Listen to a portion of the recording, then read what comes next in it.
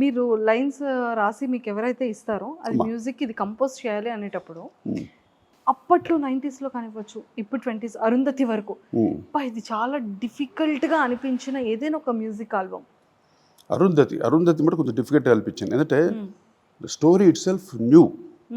ఒక అరుంధతి ఒక క్యారెక్టర్, ఒక గద్వాల్ సంస్థానంలో ఆవిడ ఉన్న క్యారెక్టర్. ఆవిడ మీద ఒక పాట కావాలంటే ఇది ఒక థీమ్ సాంగ్, ఎంటైర్ మూవీ వస్తుంటుంది ఆ సాంగ్. ఒక థీమ్ సాంగ్ కావాలంటే దానికి మటుకు చాలా హార్డ్ వర్క్ చేశాను నేను మొత్తం. కానీ ఎంతైనా నెరేట్ చేసే విధానం కరెక్ట్గా ఇంజెక్ట్ చేయాలి. ఫస్ట్ ఆఫ్ ఆల్ డైరెక్టర్ అనేవాడు లేకపోతే రైటర్ అనేవాడు మాకు స్టోరీ చెప్పడం కానీ కరెక్ట్గా ఇంజెక్ట్ చేస్తే మ్యూజిక్ ఆటోమేటిక్గా వచ్చేస్తుంది. అంతే, కరెక్ట్గా దిగిపోవాలి అంతే. నాకు అలాగే నువ్వు నాకు నచ్చవైతే మా ఈయన త్రివిక్రమ్ శ్రీనివాస్ గారు కూర్చోబెట్టి అలా ఇద్దరు కూర్చొని నవ్వుకుంటూ చెప్పాడు. అసలు చెప్తుంటేనే మ్యూజిక్ వచ్చేసింది టోటల్గా. అన్ని సాంగ్స్ హిట్ కదా దాంట్లో. అలాగే నువ్వే కావాలి కూడా అలాగే వాళ్ళు సేమ్ త్రివిక్రమ్ శ్రీనివాస్ గారు అండ్ విజయ్ భాస్కర్ గారు డైరెక్టర్. అలాగా ఆ డైరెక్టర్ చెప్పే విధానాన్ని బట్టి ఉంటుంది టోటల్గా.